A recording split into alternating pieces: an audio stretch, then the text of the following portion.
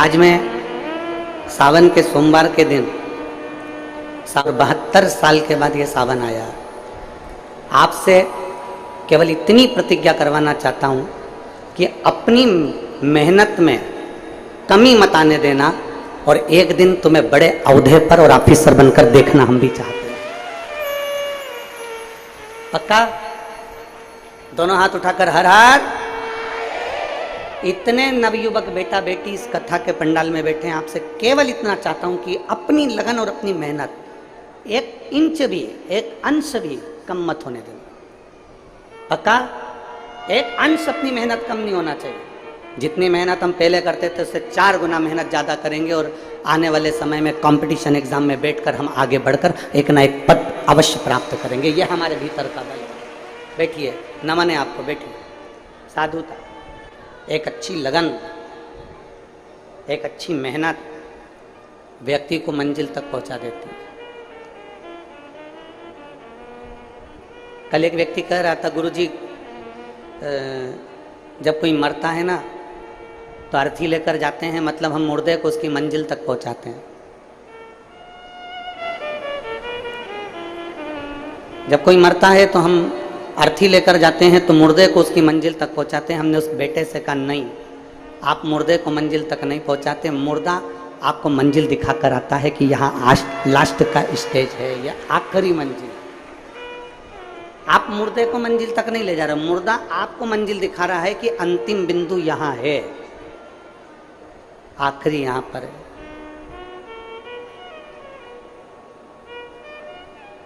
बार बार व्यक्ति हार रहा है, बार बार हार रहा है और कोशिश कर रहा है, बार बार कोशिश भी कर रहा है, तो ये पक्का है कि वो जीतेगा, वो विजय प्राप्त होगा। बस मंजिल पे चलते चलते चलते चलते कहीं तुम्हारा मार्ग ना भटक जाए, उसका ध्यान तुम्हें रखना। एक घोड़ा होता है ना, तो घोड़े को 2 ऐसे चोकर उसकी आंख के पास में ऐसे लगा देते हैं। बोलो, देखा तुम लोगों ने? किन देखा? घोड़े को उसकी आंख के पास में ऐसे चोकर 2 पट्टे उसकी आंख के पास में ऐसा लगा देते। कारण क्या होता है कि वो घोड़ा यहाँ वहाँ ना देखे, सीधे देखे, अपनी मंजिल की ओर सीधा चले। अगर वो इधर उधर देखेगा, हरी घास यहाँ मिल गई, हरी दूबा यहाँ मिल गई, वहाँ खाने बैठ गया, कहीं मालूम पड़ा कि चना मिल गया, चना खाने बैठ गया, कुछ मिल गया, कुछ खाने बैठ गया, इधर देखा, इधर कुछ खाने बैठ गया, आगे गया तो आगे कुछ मिल गया, तो उसने उसकी आंखों पर 2 पट्टी बांध दी कि वो सीधा देखे।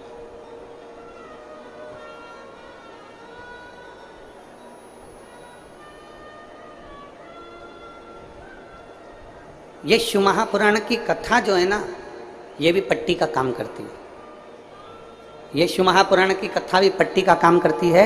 और शिव महापुराण की कथा कहती है कि ना तुम्हें इधर देखना है, ना तुम्हें उधर देखना है, अपने लक्ष्य पर और अपनी मंजिल पर देखना है, और जहां तुम्हें जाना है वहां तक तुम्हें देखना है। शिव पाने की ललकता है, भगवान शंकर को अपना बनाने की ललकता है, तो वो तुम्हारे अपने बनेंगे।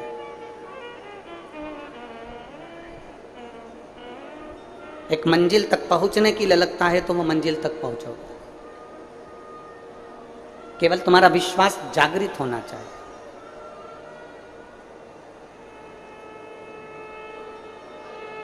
और जिस दिन तुम्हारा विश्वास केंद्रित हो गया, जागृत हो गया, तो फिर ये पक्का है कि तुम्हें कोई नहीं रोक सकता तुम्हारी मंजिल तक जाने से।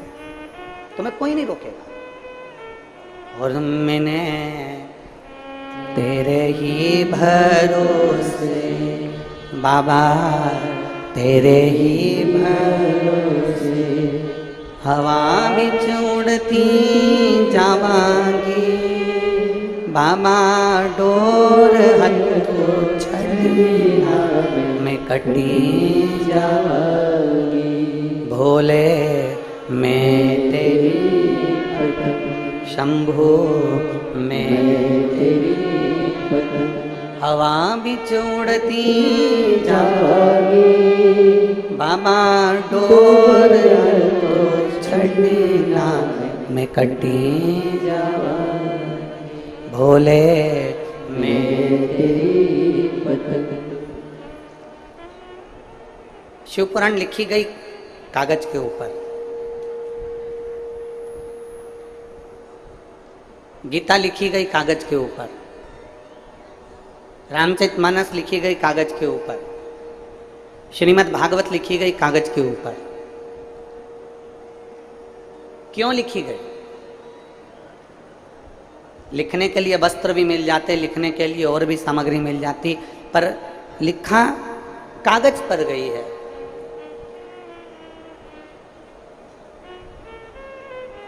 क्यों लिखी गई? अखबार भी तो कागज का ही होता है। अरे बोलो तो जम के होता है। न्यूज़ भी तो अखबार पर लिखी जाती है। बहुत सारे ऑफिस में कार्य होते हैं, वो भी कागज पर लिखे जाते हैं, वो भी कागज के ऊपर ही अंकित होते हैं।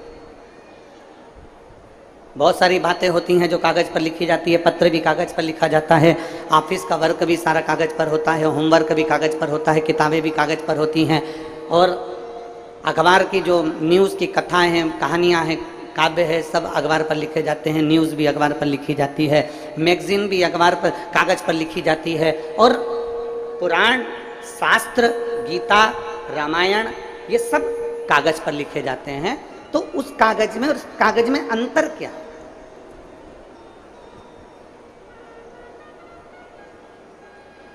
उस कागज में और इस कागज में अंतर क्या? सबसे बड़ा अंतर है कागज का, कागज एक ही है।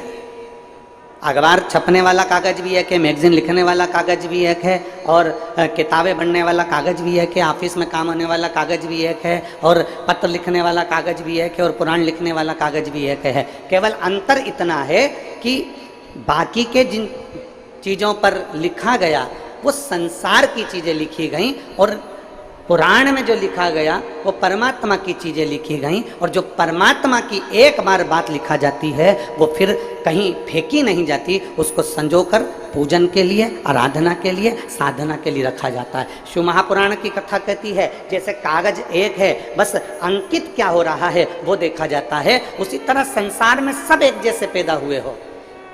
संसार में माता के गर्भ से जब जन्मे थे तुम्हें नहीं मालूम था कि तुम ब्राह्मण हो कि क्षत्रिय हो कि वैश्य हो कि शूद्र हो।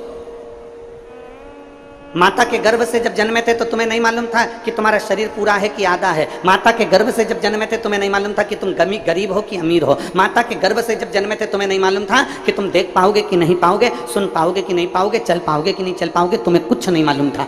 भगवान जब जन्म देता है एक जैसा देता है, कागज एक जैसा रहता है। बस हमें ये अपने ऊपर निर्भर करना पड़ता है कि हमें बड़े होते होते हमें अपने दिल पर क्या अंकित करना है। हमें संसार की वस्तुओं को अंकित करना है कि परमात्मा की वस्तु को अंकित करना है। हमें किस मंजिल की ओर जाना है, हमें नीचे की ओर जाना है कि आगे की ओर जाना है, हमें किस दुकान पर जाकर बैठना है, हमें किस गुमठी पर जाकर बैठना है, हमें किसकी संगत में बैठना है। हम कहीं खाने पीने वालों की संगत में तो नहीं बैठ गए, हम कहीं मदरा पीने वालों की संगत में तो नहीं बैठ गए, हम कहीं किसी जुआरी की संगत में तो नहीं बैठ गए। यह हमारे ऊपर निर्भर करता है कि हमारी संगत कैसी है। अंकित हमें करना है।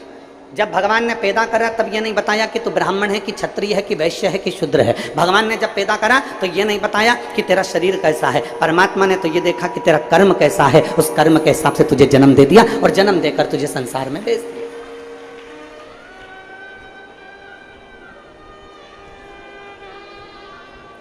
अब हमारे ऊपर निर्भर करता है कि हमें कैसे बनना है। एक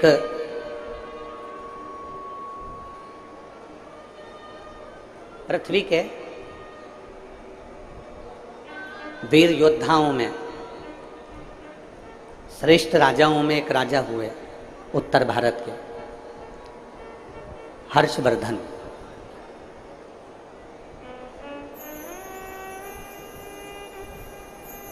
उत्तर भारत के जिन्होंने कन्नौज को अपना राज्य बनाया और उत्तर भारत और पूरे भारत में उनका साम्राज्य रहा, हर्षवर्धन। बड़े वीर राजा थे, बड़े श्रेष्ठ। केवल एक पंजाब में उनका राज्य नहीं था, बाकी के सब जगह पर उनका राज्य था, सब।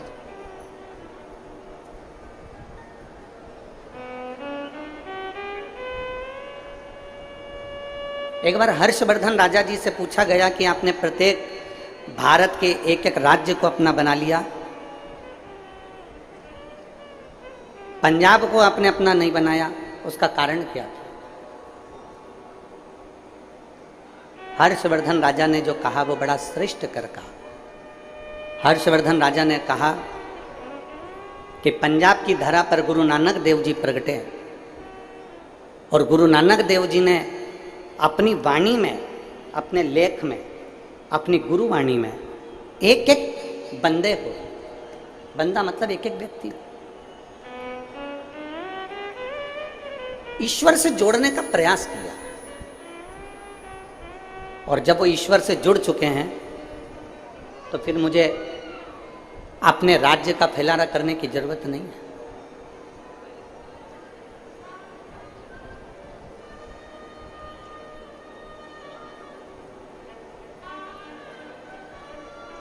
भारत की भूमि के ऐसे संत गुरु नानक देव जी, जो महाराष्ट्र की पवित्र भूमि पर जाते हैं, नागेश्वर में पहुंचते हैं और औंडा नागनाथ के मंदिर के बाहर बैठ जाते हैं और अपने साथ में बैठे हुए संतों से कहते हैं कि पुकारो, नामदेव जी, अगर तुम्हें मंदिर के लोगों ने पीछे पटक दिया है तो भगवान शंकर को पुकारो, भगवान शिव के प्रति अगर आपकी भक्ति दृढ़ होगी तो ये मंदिर का दरवाजा भी पलट जाए।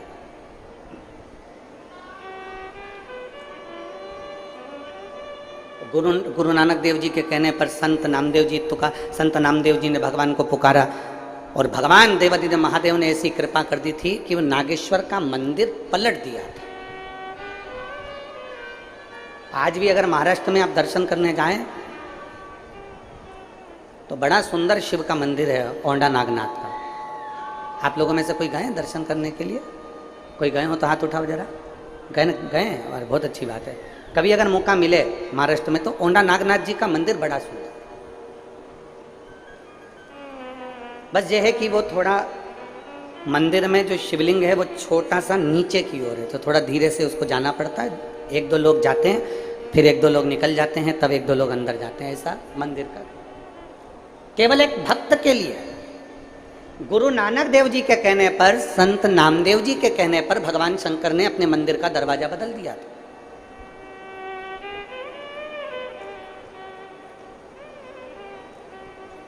मंदिर का द्वार चेंज कर दिया।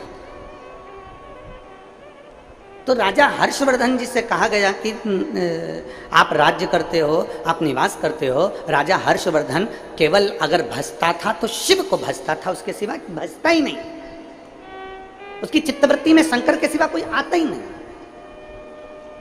वो कहते हैं ना, तेरे सिवा कोई और मुझे भाता नहीं है।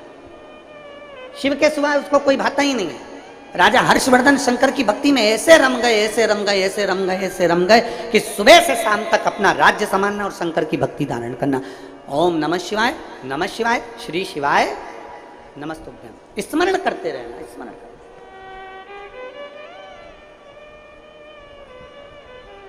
हमने इस पवित्र शिव महापुराण की कथा में सावन के महीने में आप और हमने सबने सुना। दूसरे दिन की कथा में कहा था कि सावन का महीना चल रहा है। अपने घर में अगर कोई भी आए या आप किसी से मिलें तो हमने दूसरे दिन की कथा में आप और हमने सुना था कि प्रयास करो। सावन के महीना चल रहा है, सावन का पवित्र महीना चल रहा है, श्रावण का पवित्र महीना हमारे बीच में है। 72 साल के बाद ऐसा सावन आया है जो सोमवार से सोमवार तक चलेगा। ऐसे सावन के महीने में या तो तुम्हारे घर में जो आए तो उससे शिव की बात करो, शंकर की बात करो, शिव महापुराण की बात करो, शंकर की कथा की बात करो, शिव तत्व की बात करो, पशुपति व्रत की बात करो, शंकर की लीला की बात करो। और अगर शिव की बात नहीं कर सकते तो इस सावन के महीने में शिव से बात करो। बस इतना अपने अंदर धारण करो। या तो शिव की बात करो या जम के बोलो जरा, शिव से बात। 2 ऑप्शन हैं, बस इसमें से एक पकड़ लो। या तो हमें शिव की बात करना है, और हम शिव की बात नहीं कर सकते तो शिव से बात करो।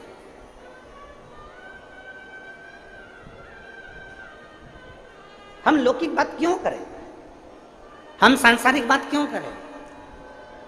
कई लोग ऐसे होते हैं जो दिन भर कथा में बैठे बैठे इसकी निंदा कर दो, उसकी निंदा कर दो, मालूम पड़े शिव पुराण तो कम सुना पाए, भागवत तो कम सुना पाए, रामायण तो कम सुना पाए, गीता ज्ञान तो कम दे पाए, मालूम पड़ा निंदा निंदा निंदा निंदा में पूरा समय निकल गया ना।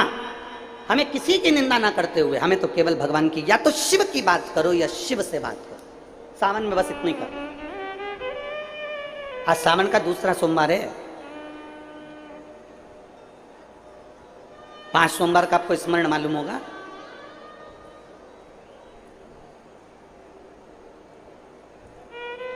सावन के कई बार 4 सोमवार पड़ जाते हैं, कई बार 5 सोमवार पड़ जाते हैं। 5 सोमवार का आप लोगों ने तो सुन रखा होगा ना, 5 सोमवार की महिमा क्या है।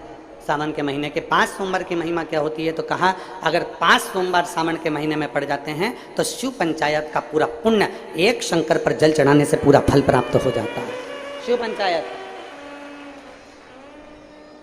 श्रावण का पहला सोमवार होता है शिव तत्व का, श्रावण का दूसरा सोमवार होता है देवी तत्व का, माँ दुर्गा, माँ भवानी।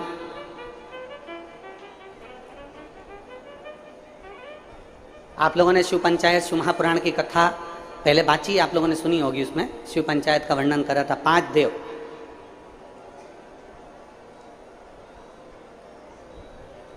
शंकर भगवान स्वयं पंचदेव में प्रथमता प्राप्त कर कर बैठते। माँ दुर्गा, भगवान नारायण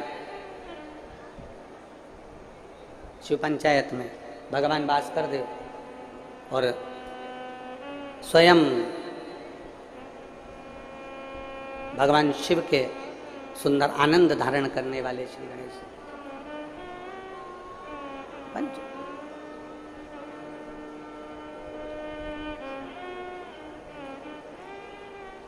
अब प्रथम में शिव, दुर्गा, नारायण, भास्कर देव, गणेश जी, ये सब भगवान शिव की पंचायत के अंतर्गत विराजमान होते हैं और ये 5 सोमवार का फल हमें प्रदान करते हैं। 5 सोमवार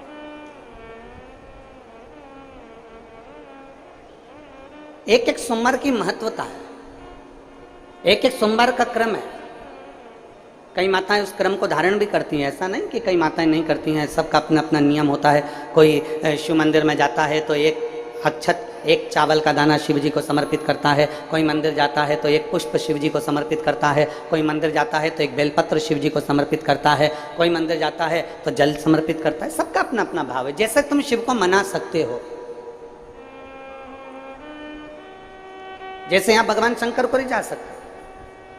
हर्षवर्धन भगवान शिव की भक्ति में रमा रहता था, शंकर के सिवा कोई भाता ही नहीं था उसको। शिव शिव है।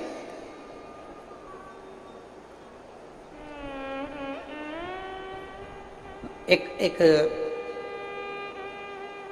माँ अहिल्याबाई होलकर और दूसरे हर्षवर्धन, तीसरे वीर शिवाजी, छत्रपति शिवाजी। छत्रपति शिवाजी ऐसे भारत के कई राजा, भारत की कई रानी, भारत की भूमि के कई महाराजा जिन्होंने इस पृथ्वी पर अपना अखंड राज्य करा और संसार को दिया है, वो शंकर को अपना लक्ष्य बनाकर चलते थे। जैसे माहिल्याबाई होलकर, माहिल्याबाई होलकर जब भी अपना पत्र लिखती थी, उस पत्र में कभी नहीं लिखती थी कि अहिल्याबाई का आदेश, कभी नहीं लिखा कि माँ अहिल्या का या राजमाता अहिल्या का आदेश। जब भी पत्र माँ अहिल्याबाई लिखती थी तो उसमें लिखती थी शिव का आदेश, महादेव का आदेश। अपने पत्र में कभी नहीं लिखा उसने, माता कभी नहीं लिखा उन्होंने कि मेरा आदेश, उन्होंने कभी नहीं लिखा माँ अहिल्याबाई ने कि मेरा आदेश है। उन्होंने तो लिखा महादेव का आदेश है, उन्होंने लिखा कि शिव का आदेश है, उन्होंने लिखा शंकर का आदेश है, मेरा आदेश नहीं। ये मेरा आदेश नहीं है, ये शिव का आदेश है। और मतलब शिव का आदेश है तो पूरा कौन करेगा? शिव ही करेगा। आप लोग इतने सारी मात्रा में कथा सुनने आए हो, लाखों की संख्या में आए हो, जहाँ तहाँ जगह मिली होगी नहीं मिली होगी, गीले में सूखे में कहीं कहीं बैठे हो, अपना व्यवस्था खुद कर कर कथा सुनने के लिए आप लोग आए हो, तो तुम ये ना सोचिएगा कि आपको कथा सुनने के लिए किसी ने बुलाया है, आपके घर में कोई पीला चावल देने गया, आपके घर कोई निमंत्रण देने गया, आपके घर में कोई अनाउंसमेंट करने गया। आपने तो केवल टीवी के माध्यम से सुन लिया, आपने तो केवल विश्वास के माध्यम से, किसी के माध्यम से सुन लिया, मोबाइल के माध्यम से सुन लिया कि कथा हो रही है, और आपके दिल में एक भरोसा जागृत हो गया। मतलब आपके हृदय में शंकर आकर बैठ गया, और कथा आप सुनने नहीं आए हो, कथा आपके अंदर बैठा हुआ शंकर कथा सुनने के लिए आया। ये आदेश उसका है, अपना नहीं।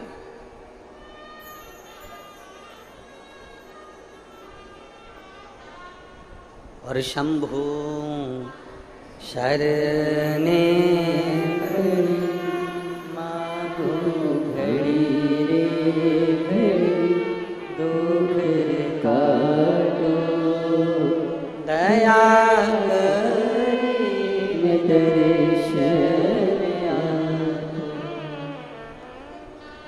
भोले नाथ सुनो मेरी अर्जी सुनो त्रिपुरारी, आया आया मैं शरण तिहारी। भोले नाथ सुनो मेरी अर्जी सुनो त्रिपुरारी,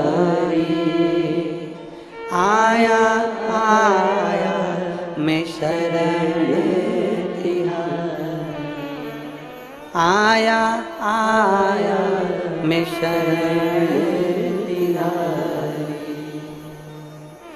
रोग कष्टों ने मुझको है घेरा, हे सहारा भोलेनाथ है तेरा। रोग कष्टों ने मुझको है घेरा, हे सहारा भोलेनाथ तेरा। मैं पुकारूं तुझे तू बचा ले मुझे त्रिपुरारी, आया आया शरण हूँ तिहारी। भोलेनाथ सुनो मेरी अर्जी सुनो त्रिपुरारी, आया आया शरण हूँ तिहारी, आया आया शरण हूँ तिहारी। हर्षवर्धन लगा शिव की भक्ति, एक विश्वास एक के प्रति कर लो, वो आपको निहाल कर दे। एक पत्र देख,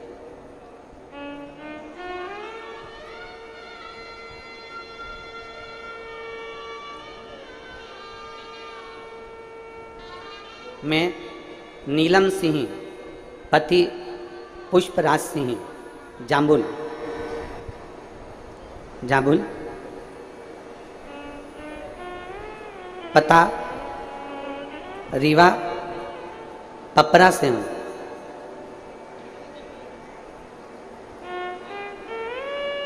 कहीं बैठे हैं क्या आप? ही हैं? श्री शिवाय नमस्ते। आइए बेलपत्र ले जाओ। जाओ। नीलम सिंह पति पुष्पराज सिंह जामुन, स्थायी पता रीवा पंपरा से हूँ। मेरे पुत्र अर्नव की तबीयत 19 दिसंबर 2022 को अचानक खराब हो गई। डॉक्टरों की जांच कराने पर पता पड़ा कि उसको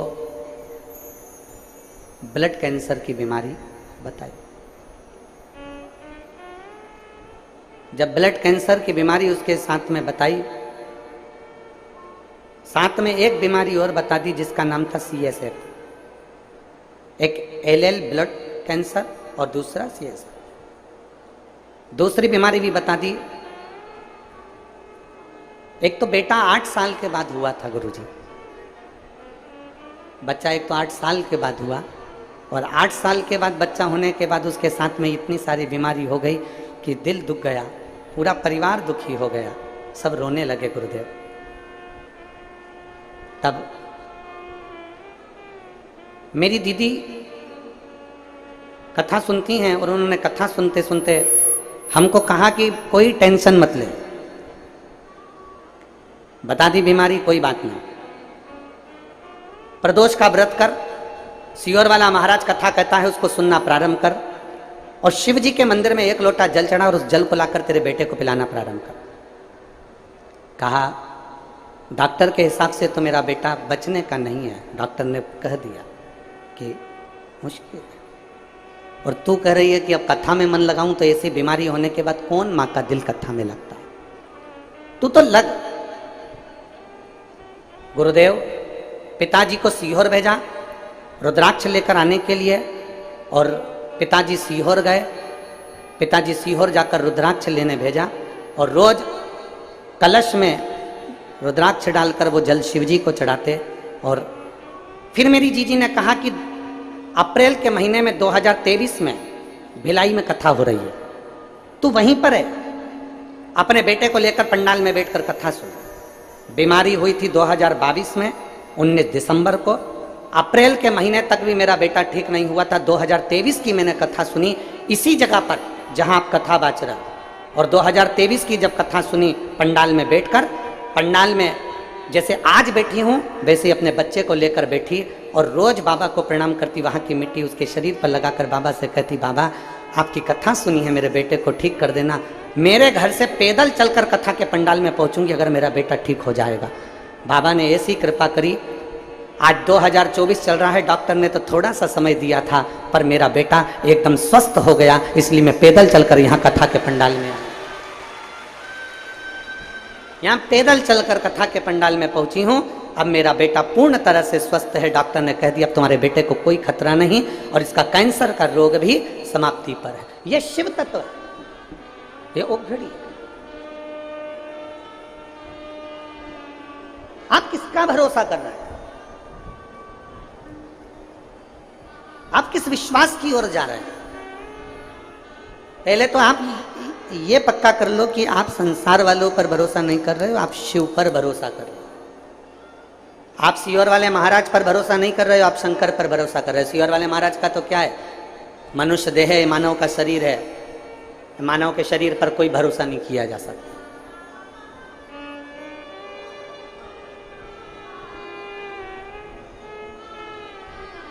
मानव शरीर पर क्या भरोसा करना,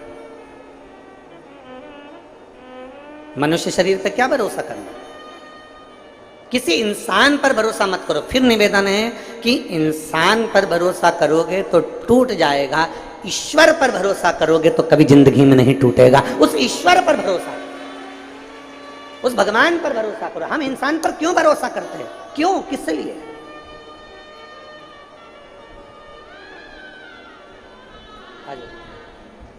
आ जाओ, आप ईश्वर पर भरोसा करिए, इंसान पर भरोसा करने की जरूरत है।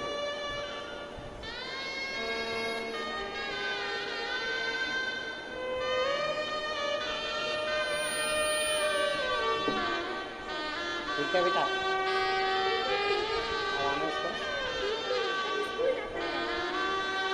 बोल रही हैं, बिल्कुल ठीक हो गया, स्कूल जाने लगा। शिव की कृपा है इसलिए।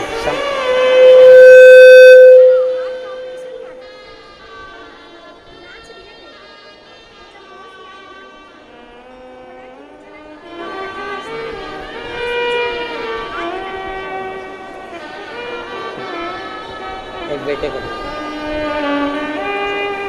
शिव तत्व है, शंभु ओघड़ी, उसका भरोसा, उसकी दृढ़ता। इंसान पर करा गया विश्वास, इंसान पर करा गया भरोसा टूट गया, और ईश्वर पर करा हुआ भरोसा कभी नहीं टूटता, कभी।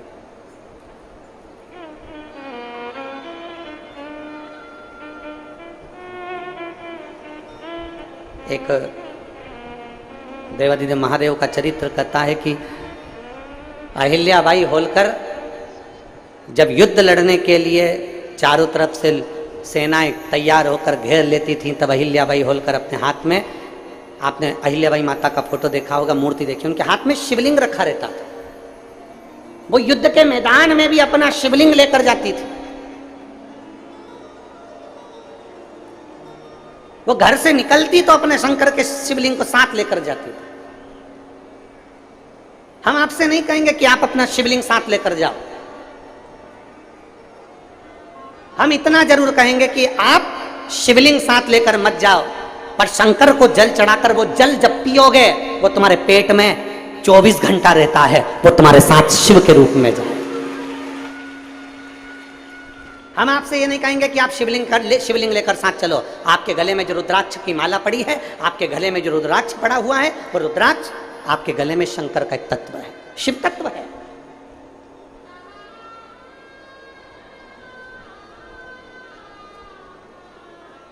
आप शिवलिंग साथ लेकर मत जाओ, पर शंकर के चढ़े हुए जल को यदि अपने ऊपर छींट भी लेते हो तो उसका भी फल है हमारे, उसका भी।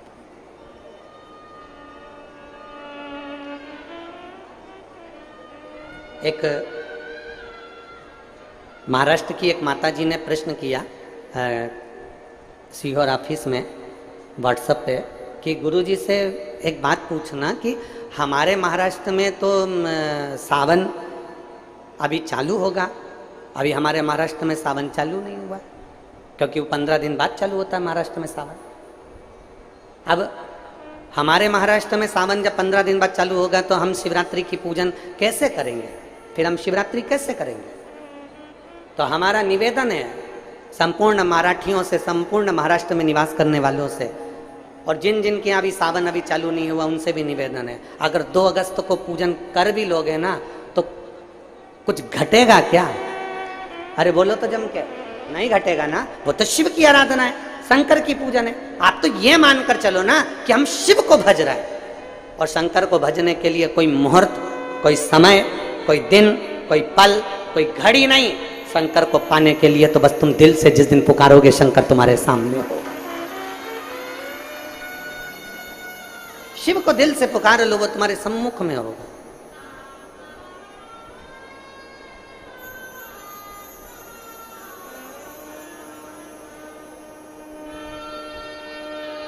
कई लोग कहते हैं गुरुजी सावन के महीने में हमारे वो परदादा जी चले गए तो सावन तो हमारे यहाँ खोट हो गई, तो हम भगवान का भजन करेंगे कि नहीं करेंगे, पूजन करेंगे कि नहीं करेंगे, शिव स्तुति करेंगे कि नहीं करेंगे, शंकर का नाम लेंगे कि नहीं लेंगे। हमारा निवेदन है सावन में गए तो सावन में तुम खाते हो कि नहीं खाते हो? सावन में गए तो तुम कपड़े पहनते हो कि नहीं पहनते हो? सावन में गए तो तुम सावन के महीने में कहीं होटल में या कहीं कहीं जाते हो कि नहीं जाते हो? सावन के महीने में तुम घूमने जाते हो कि नहीं जाते? सावन के महीने में तुम मेहमानों के यहाँ घर पर जाते हो कि नहीं जाते हो? सावन के महीने में तुम सारी दुनिया का काम करते हो, बस केवल भगवान से तुम्हारा बेर हो जाता कि वो चले गए तो हमें भगवान शंकर के पूजन करूं कि नहीं करूं, मंदिर जाऊं कि नहीं, भगवान भजन करूं। और कितने साल हो गए कि हमारे दादाजी को गए हुए 12 साल हो गए, 15 साल हो गए, 20 साल हो गए, पर हमने भगवान का मंदिर छोड़ दिया। हमने खाना नहीं छोड़ा, हमने पीना नहीं छोड़ा, हमने घूमना नहीं छोड़ा, हमने कपड़े पहनना नहीं छोड़ा, बस मंदिर छोड़ा। ए भाई, दुनिया के कई लोग कहते हैं धर्म करते कर्म फूटे।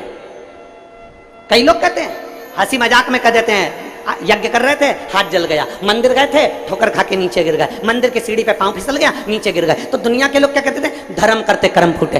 केदारनाथ जी दर्शन करने गए थे, कहीं कुछ हो गया, मालूम पड़े कहीं गए थे कुछ हो गया, तो क्या लोग लिखते हैं? धर्म करते कर्म फूटे। अरे भाई, धर्म करते कर्म नहीं फूटता कभी भी। याद रखना, जब एक व्यक्ति मटका लेने के लिए जाता है, मटके को जब लेने के लिए जाता है तो उस मटके को बजा बजा कर देखता है, बजा बजा कर देखता है। क्यों देखता है? क्योंकि अगर ये मटका फूटा होगा तो अब भी कि अब भी फूट जाएगा, इसलिए इसको बजा कर देखा जाता है, और अच्छा होगा तो मैं इसको लेकर चले जाऊंगा।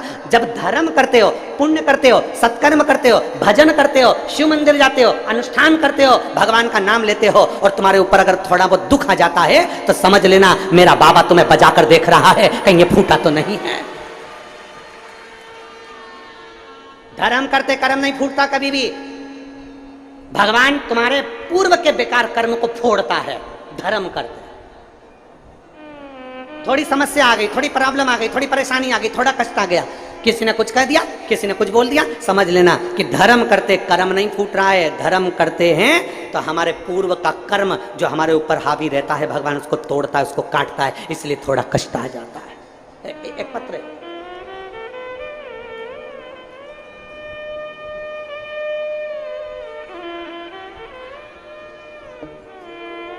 मैं पूनम मौर्य, पति जितेंद्र मौर्य, ग्राम पाटन भिलाई की रहने वाली हूं।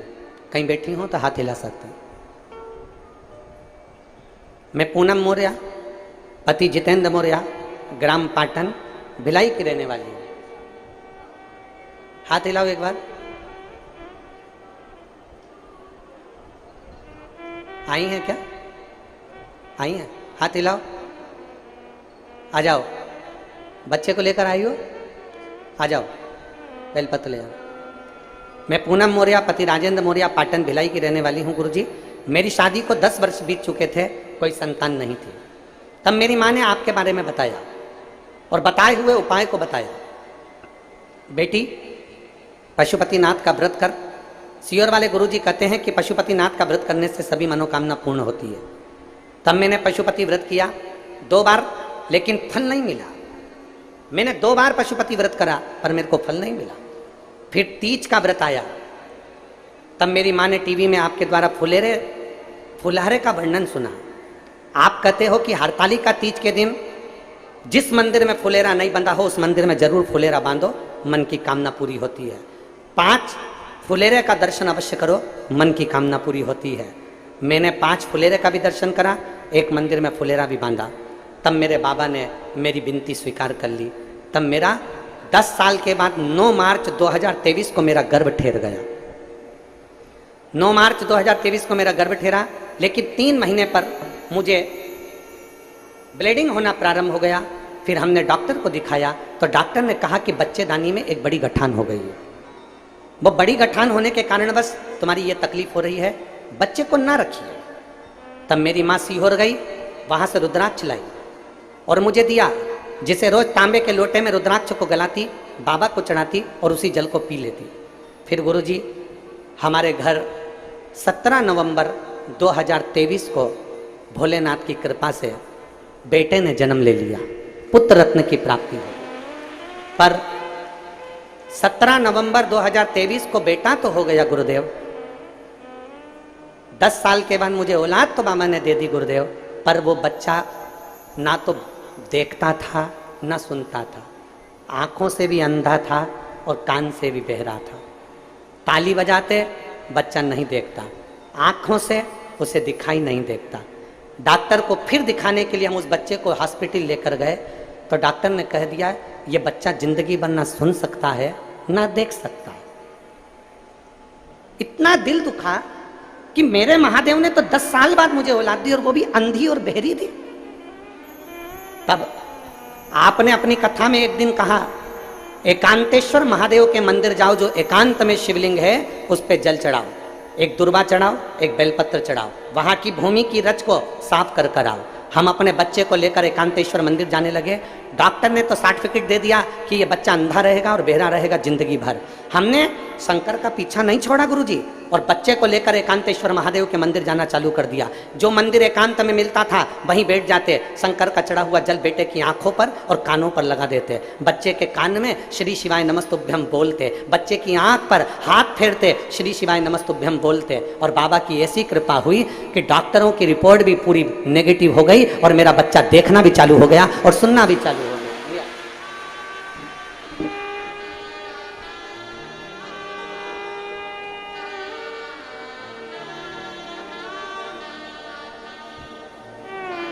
शंभो शरणे पड़ी मांगो घड़ी रे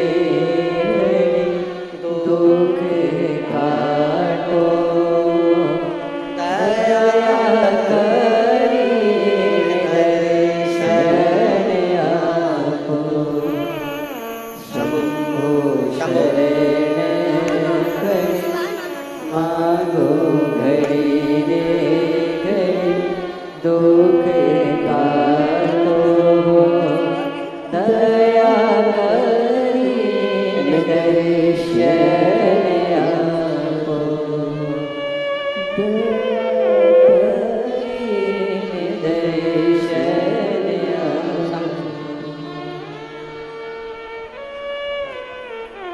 अब देखता भी है, सुनता भी है। और दीदी कह रही हैं डॉक्टर ने तो कह दिया था कि ये कभी देखेगा नहीं और सुनेगा नहीं। जब हम उसी डॉक्टर के पास लेकर गए तो डॉक्टर भी आश्चर्य में है कि ये देखना और सुनना कैसे चालू कर दिया। शिव तत्व है। 10 साल बाद उसने दिया है, किसकी सामर्थ्य था? 10 वर्ष के बाद वो देने वाला है। और जब 10 वर्ष के बाद उसने दिया है, फिर निवेदन है, शरीर उसका है, दिल उसका है, मन उसका है, चित्त उसका है, परिवार उसका है, घर उसका है, दुकान नौकरी सब उसकी है। हम तो केवल उसके आश्रित होकर जी रहे हैं और दिन रात जय महाकाल के रहे हैं। हम उसके आश्रित होकर जी रहे हैं और दिन रात जय महाकाल कह रहे हैं।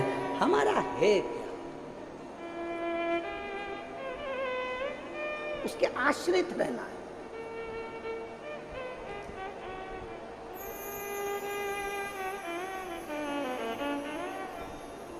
और भोलेनाथ दया करना,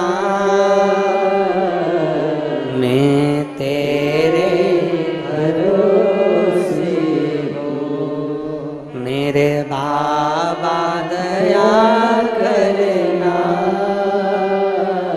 मैं तेरे भरोसे हूँ। ना घर के भरोसे ना परिवार के भरोसे हो, ना घर के भरोसे हो, ना परिवार के भरोसे हो। मेरे बाबा दया करना, मैं तेरे भरोसे हूँ। भोले बाबा दया करना, मैं तेरे भरोसे हूँ। हम क्यों ना उसके आश्रित हो? हमारी सबसे बड़ी गलती होती है कि हम इंसान पर भरोसा करते हैं। अरे वो गुरुजी बहुत अच्छे हैं,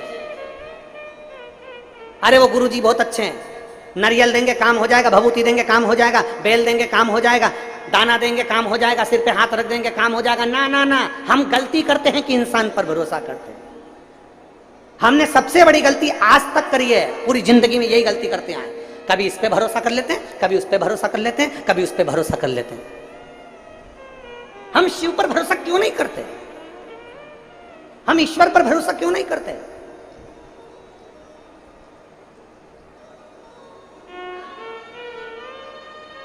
हम उस परमात्मा के भरोसे क्यों नहीं रहते? अपनी मेहनत, अपनी लगन, अपना परिश्रम। और जैसे छत्रपति शिवाजी से पूछा गया था, छत्रपति शिवाजी आप किस पे भरोसा करते हो? छत्रपति शिवाजी कहते हैं मैं अपने देवाधिदेव महादेव पर भरोसा करता हूं, शिव पर भरोसा। जब युद्ध लड़ने के लिए छत्रपति शिवाजी की सेना आगे बढ़ती थी तो एक ही नारा लगता था, हार हार महार। एक शब्द निकलता था युद्ध के मैदान में, हर हर महादेव। ये छत्रपति शिवाजी महाराज ने दिया था, ये छत्रपति शिवाजी महाराज ने दिया कि युद्ध के मैदान में लड़ने जा रहे हैं तो शिव का नाम लेकर। माहिल्याबाई ने शिव का आदेश, ये शब्द लिखा है अपने पत्रों में, शिव आदेश। यहां इंसान का आदेश नहीं चलता, शिव का आदेश चलता।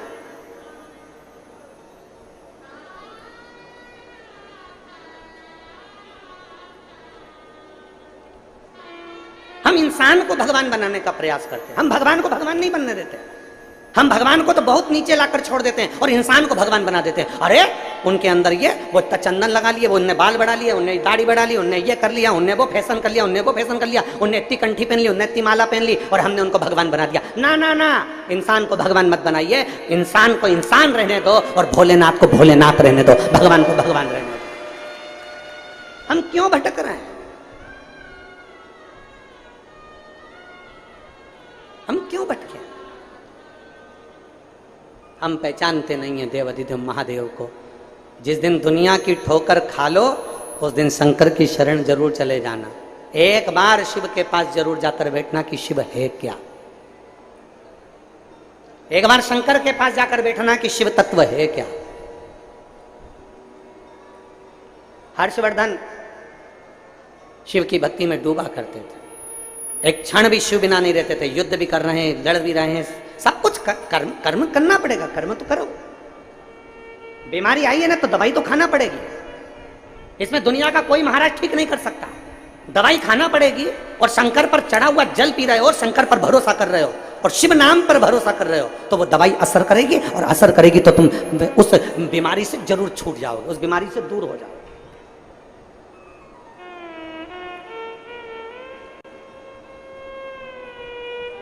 अरे दुनिया का कोई महाराज ऐसा बता दो जिसको तकलीफ हुई हो, बीमारी आई हो और वो ऐसे ही ठीक हो गया ना।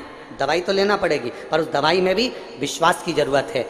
जिस डॉक्टर ने दवाई दी है ये मान कर लेना कि वो शंकर का एक रूप है और ये मुझे ठीक कर सकता है। दवाई लेते समय तुम्हारे भीतर विश्वास होना चाहिए कि मैं कुंदकेश्वर महादेव का नाम ले रही हूं, मैं एक दिन ठीक होकर मानूंगी, ये पक्का है कि मैं ठीक हो जाऊंगी। ये विश्वास है हमारा। बोल बम का नारा है।